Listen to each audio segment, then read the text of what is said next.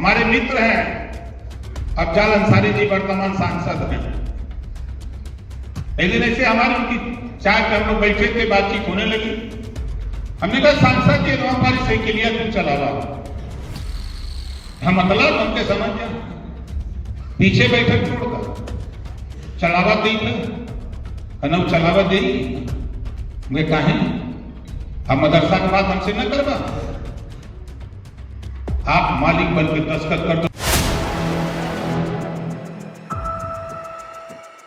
4 PM news network में आप सभी का स्वागत है। मैं हूं Kshitij Kant. All India teachers association की आज एक बड़ी बैठक राजधानी लखनऊ के इंदिरा गांधी प्रतिष्ठान में चल रही है। इसमें ओम प्रकाश राजभर शिरकत कर रहे हैं और तमाम सारी जो टीचर्स को लेकर के समस्याएं हैं, मदरसों को लेकर समस्याएं हैं, इस पर चर्चा होगी। इसी के साथ हम बात करेंगे ओम प्रकाश राजभर को जब भी नाम लिया जाता है तो तमाम सारी राजनीतिक गतिविधियाँ और सियासी पारा उत्तर प्रदेश का कहीं ना कहीं चढ़ान पर होता है। हम अलग अलग मुद्दों पर ही बात करेंगे और समझेंगे ओम प्रकाश राजभर का इस पर क्या कुछ कहना है। शामिल हुए मदरसों की कई मांगें हुई, 30 सूत्रीय मांग हुई, क्या कुछ कहेंगे, क्या कुछ मुख्य बिंदु और उस पर आप? देखिए, सुप्रीम कोर्ट के फैसले के बाद सरकार की भी कोशिश है, हमारी भी अपनी कोशिश है और जो आप लोगों की मांग जायज़ है कि जो कामिल और फाजिल बच्चों जो फर्स्ट ईयर, सेकेंड ईयर और थर्ड ईयर में उन पे विराम लग गया है, वो परीक्षा नहीं देंगे तो उनके भविष्य का सवाल है।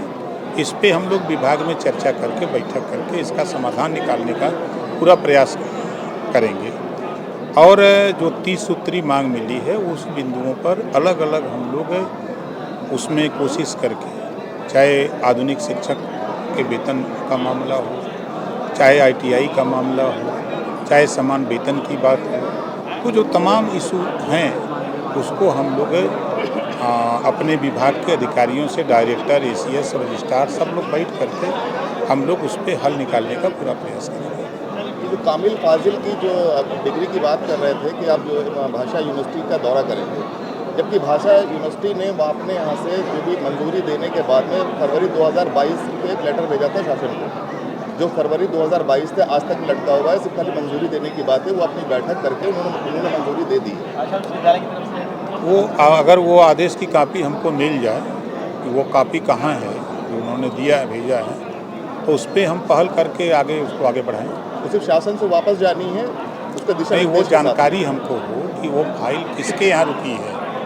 हमारा कहने का तात्पर्य है कि वो फाइल कहाँ रुकी है। अगर ये पता करके तो उस ऑफिस पे या उस अधिकारी से, उस मिनिस्टर से बैठ करके चर्चा करके उसको मंगा लिया जाए, मंगा करके वापस भेज दिया जाए। साल 2016 के बाद से आखिरी जो मदरसों की मान्यता हुई थी साल 2016 में हुई थी, उसके बाद 2017 से कोई भी नई मान्यता नहीं दी गई, जबकि जो है इसका कोई आदेश लिखित में नहीं है। उसके बावजूद भी सिर्फ मौखिक तौर पे एक तरह से देखा जाए तो उस पर रोक लगी हुई है, जो घोषित रोक कह सकते हैं उसको। तो एक भी मदरसे की मान्यता नहीं हुई, जबकि तमाम मदरसे ऐसे हो, जब 100 फाइलें मदरसा बोर्ड में पुरानी लंबी थी, उस पर भी कोई भी बात नहीं है। इस इशू पर परसों बैठक करेंगे 13 तारीख को, उसमें बहुत सी चीज़ों पे चर्चा हम करेंगे।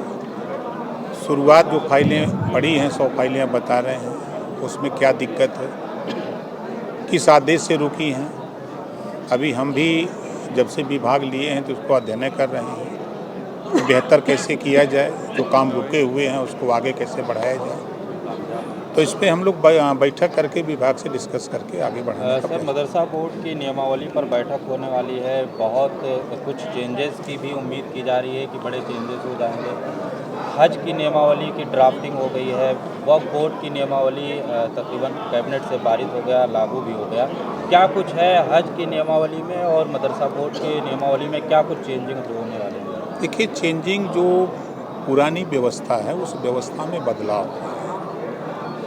जैसे UP और CBSE बोर्ड है, वहाँ कोई रोक नहीं है, रोक ऐसा नहीं है कि आप अरबी, उर्दू, फारसी नहीं पढ़ सकते, कोई रोक है, लोग पढ़ते नहीं हैं।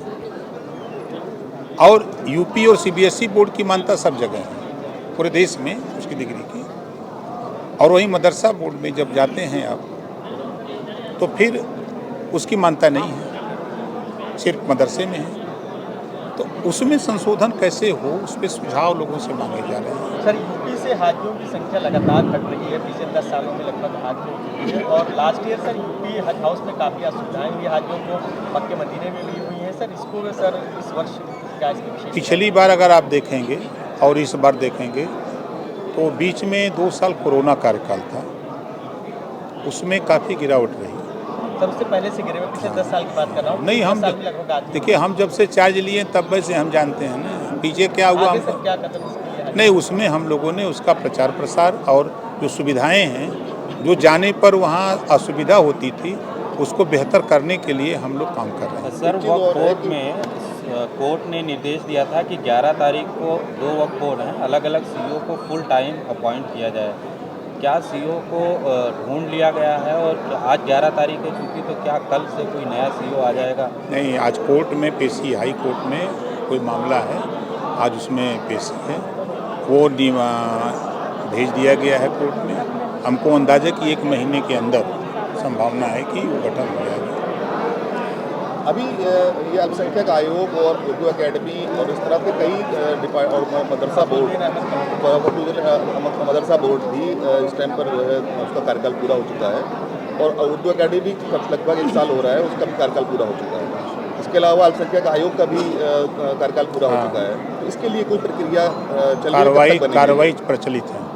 कब तक इसका पूरा हो जाएगा? अब इसमें हम लोग बैठ करके, अब इधर चुनाव बाई इलेक्शन था, नहीं तो अब तक हो गया होता। मदरसा बोर्ड में अभी तक कोई रजिस्ट्रार कोई स्थायी रूप से नहीं आ पा रहा है, हमेशा जो है अतिरिक्त कार्यभार दिया जाता है। देखिए, अधिकारियों की कमी है, पहली बात अधिकारियों की कमी है। जितने अधिकारी हैं उन्हीं से काम लिया जा रहा है और हमारा भी प्रयास है, जब से हम आए हैं तब से हम खुद प्रयासरत हैं कि हमने एक रजिस्ट्रार खुद काम के लिए हमने नियुक्त किया, ले आया, अपना चार्ज दिया और अतिरिक्त चार्ज दे करके रखा है। फिर एक और उप रजिस्ट्रार हम ले आने की तैयारी में है ताकि विभाग का काम चलता रहे, नियुक्ति अपना सरकार करती रहे। सर मदरसा बोर्ड में 35 जगह हैं जो खाली हैं और सिर्फ 7 लोग पूरे बोर्ड को चला रहे हैं। क्या उसमें नियुक्ति होगी? चयन आयोग को मदरसा बोर्ड क्या कुछ भेजेगा एलिजिबिलिटी क्राइटेरिया ताकि नियुक्तियां हो सके, मदरसा बोर्ड चल सके? 7 लोग जो है तकरीबन 2 लाख स्टूडेंट का एग्ज़ाम करवाते हैं, पूरा मदरसा बोर्ड चलाते हैं। 35 पद जो खाली है सर। देखिए, अब इस संबंध में हमको बहुत विशेष जानकारी नहीं है और ये ज़रूर है कि नियुक्तियों को लेकर के सरकार काम आगे बढ़ाई हुई है। सभी विभाग को निर्देश है कि अपने अपने विभाग की जो नियुक्तियां हैं उसको लिखित जो है विभाग भिजवावे और उसको आयोग से नियुक्ति कराया जाए। इसके लिए कार्रवाई हो भी रही है और प्रचलित है। हमारे मित्र हैं अफजाल अंसारी जी, वर्तमान सांसद हैं। एक दिन ऐसे हमारी उनकी चाय पे हम लोग बैठे थे, बातचीत होने लगी। हमने कहा सांसद जी हमारी साइकिलिया तुम चला रहा, हम मतलब उनके समझ जा पीछे बैठक छोड़कर चलावा दी था, चलावा दी हमें कहे हम मदरसा के बाद हमसे न करवा, आप मालिक बन के दस्तखत कर दो। क्या अफजाल अंसारी आ रहे हैं? अफजाल अरे वो अंसारी सपा के सांसद यहाँ कहाँ आएंगे? बात तो आपकी हुई, मन से आप बोले हैं। हमसे तो किससे नहीं बात होती है। सपा के लोग भी यहाँ पे आपके साथ मंच पे थे। वो ठीक है, सब लोग हैं। देखिए, ये मदरसा एसोसिएशन का मंच है, या किसी पार्टी का मंच नहीं है। तो टूट रहे हैं लोग?